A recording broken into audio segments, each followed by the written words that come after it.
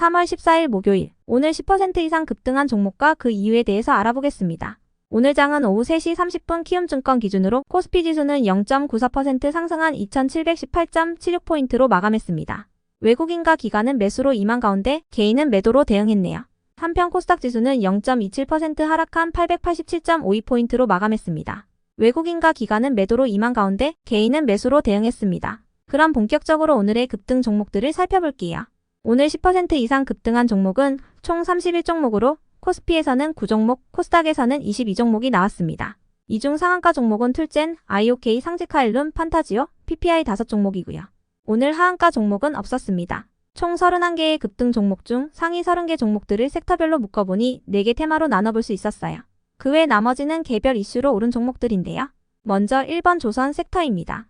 캐서린 타이 미국 무역 대표부 대표가 이틀 전 5개의 노동조합이 중국의 조선과 해운, 물류산업 내 불공정 관행에 대해 조사에 착수할 것을 촉구하는 청원서를 제출했다는 소식입니다. 미중 갈등이 조선업까지 번지면서 국내 기업들이 반사이익을 거둘 것이란 전망이 커지고 있는데요. 한편 조선 3사인 HD 한국조선해양과 삼성중공업, 하나오션이 산업통상자원부와 손을 잡고 기술협의체를 만든다는 소식이 전해지기도 했어요. 업계에서는 이들이 협의체를 통해 미래 선박기술에 대한 공유가 이뤄질 것으로 기대하고 있는데요. 작년 하반기부터 부진한 흐름을 이어왔던 조선업이 반등의 조짐을 보이고 있는 가운데 선박 가격이 고공행진하면서 수익성 개선 기대감이 지속되고 있는 점과 국제 유가가 4개월 내 최고치를 기록한 점도 조선 섹터에 긍정적으로 작용한 모습이었습니다. 이러한 분위기 속 조선 및 조선기자재 기업들이 시장에서 주목받은 모습이었네요. 다음은 이번 로봇 섹터입니다. LG가 찜한 로봇 기업으로 알려진 엔젤로보틱스가 오늘부터 내일까지 일반 청약에 돌입했습니다. 상장 예정일은 3월 26일로 주관사는 NH투자증권이라 전해졌는데요. 해당 기사에 따르면 엔젤로보틱스는 로봇공학 권위자인 공 대표이사와 재활의학 전문가인 나동욱 부사장 등이 2017년 설립한 웨어러블 로봇 기업으로 의료용 웨어러블 로봇이 주력 사업이긴 하지만 산업 및 방산용으로도 활용 가능하여 앞으로 잠재력이 클 것으로 전망되고 있습니다. 창업 과정에서 LG전자로부터 시드 투자를 유치했으며 LG전자는 현재도 7.22%의 지분을 보유한 이대주주로 알려져 있습니다. 이러한 엔젤로보틱스의 상장 기대감 속에서 일부 로봇 관련주들이 강세를 보였네요. 다음은 3번 방송 콘텐츠 섹터입니다. 어제 장마감 후 정부가 방송 소유 제한 기준을 낮추고 제어가를 폐지하는 등의 방송 규제를 개선한다는 소식이 전해졌습니다. 정부는 이와 더불어 콘텐츠 미디어 전략 펀드를 신규 조성하고 올해부터 4년 뒤까지 1조 200억 원을 조성하며 특히 국내 OTT 사업자들이 요구했던 세액공제율 확대는 최대 30%까지 늘어난다고 전해졌는데요. 해당 소식에 방송 및 콘텐츠 관련주들이 시장에서 주목받았어요. 이 중에서도 SBS는 어제 장마감 후 태양건설이 자본 잠식 50% 이상 사실 등으로 상장 폐지 사유 해소 시까지 거래가 정지된다는 공시가 올라오면서 자본 잠식 해소를 위해 SBS의 지분을 매각할 수 있다는 기대감도 동반된 모습이었네요. 다음은 4번 원자력 발전 섹터입니다. 지난해 7월 출범한 11차 전력수급 기본계획 수립 총괄위원회가 초안 발표를 앞두고 주요 내용을 최종 검토 중인 가운데 업계에서는 이번 계획의 신규 원전 건설 계획이 2기 혹은 4기가 추가될 가능성이 있다고 바라보고 있습니다.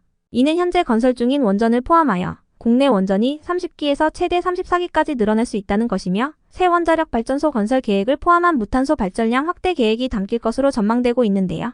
해당 소식의 원전 관련주 일부가 시장에서 부각되었으며 이 중에서도 대한전선은 어제 주주청약 유상증자 청약률이 105%로 집계되며 청약이 호조를 보이고 있다는 부분도 부각된 모습이었네요. 대한전선은 원전뿐 아니라 앞서 살펴봤던 조선 섹터에도 묶이는 종목이니 참고해주세요. 그 외 나머지는 개별 이슈로 오른 종목들인데요. 먼저 툴젠은 어제 한독과 제넥신, 툴젠이 차세대 혁신신약의 공동 연구개발을 위한 계약을 체결했다는 소식 속 상한가로 마감한 것이라 알려졌습니다. 어제는 별다른 주가 움직임을 보이지 않다가 오늘 갑자기 상한가로 마감했고요. 이어서 IOK는 장사이신 유튜브 채널을 운영하는 은현장 씨가 최근 논란에 대해서 해명하며 복귀를 선언한 가운데 과거 후참잘 치킨 프랜차이즈 매입 이력이 부각되며 상한가에 들어간 것이라 알려졌습니다. 다음으로 상지카일룸은 주식 한 주당 가액 500원을 5,000원으로 병합하는 주식 병합 결정 및 호실적을 발표하면서 상한가로 마감했고요. 이어서 판타지오는 최근 유상증자로 인한 권리락 효과 속에서 2일 연속 상한가로 마감한 것이라 파악되는데요. 최근 판타지오의 보이그룹인 루네이트가 미니 앨범 2집을 발매했다는 소식도 있었으니 참고해주세요. 한편 이 5종목의 오늘 급등 이유는 파악되지 않았습니다. 이어서 선익시스템은 이틀 전 중국의 디스플레이 제조사인 BOE가 이번 달 27일에 진행 예정인 IT 제품용 8세대 OLED B16 생산 라인 기공식을 앞두고 캐논 토키와 선익시스템에 초대장을 보냈다는 소식이 전해지면서 BOE양 OLED 증착기 공급 기대감이 지속되며 강세를 이어갔고요. 다음으로 SG는 어제 푸틴 러시아 대통령이 러시아 대선을 앞두고 우크라이나 전쟁 종전 협상을 할 준비가 되어 있다고 발언하면서 재건 관련주로 상승한 것이라 추정되네요.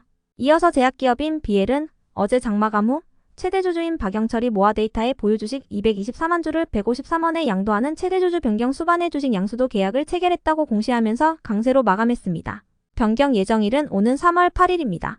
한편 서현은 최근 저PBR 기업 밸류업 관련주들이 다시금 강세를 보이고 있는 가운데 자동차 부품 및 지주사로 상승한 것이라 추정되고요.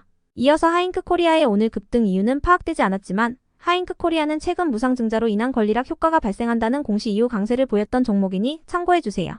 이어서 동신건설은 4월 총선을 앞두고 국민의힘과 더불어민주당이 치열한 지지율 경쟁을 벌이고 있는 가운데 인천 계양을 해서 민주당의 이재명 후보가 국민의힘 원희룡 후보보다 지지율에서 앞서고 있다는 소식에 상승한 것이라 파악되고요. 다음으로 알루코는 구리 가격이 11개월 만에 최고치로 치솟은 가운데 비철금속 관련주로 강세를 보인 것이라 파악됩니다. 이러한 구리 가격의 상승은 중국 구리 재련업체들이 손실을 보는 재련소들을 정리하기로 하면서 구리 공급이 감소할 것이란 전망이 부각되고 있기 때문으로 분석되고 있습니다. 이어서 온라인 쇼핑몰 및 광고 솔루션 등의 이커머스 서비스를 제공하는 커넥트웨이브는 오늘 특별히 상승할 만한 이유는 파악되지 않았는데요. 장마감 직전에 실적 발표가 있었고 장마감 후에는 감자 결정 및 자사주 소각 소식이 있었으니 참고해주세요. 끝으로 비올은 어제 마이크로 니들 고주파 원천기술 특허 침해로 미국 국제무역위원회에 피소된 복수업체와 소송 제기 당사자인 세렌디아 LLC 간의 분쟁 합의를 통해 세렌디아로부터 합의금의 일부를 수취했다고 밝혔던 종목인데요. 해당 소식 속 유안타증권의 분석도 호재로 작용되면서 오늘도 강세를 이어갔습니다. 다만 목표 주가는 똑같았으니 참고해주세요. 그럼 오늘의 거래량 상위 종목들을 시장별로 살펴보고 마칠게요.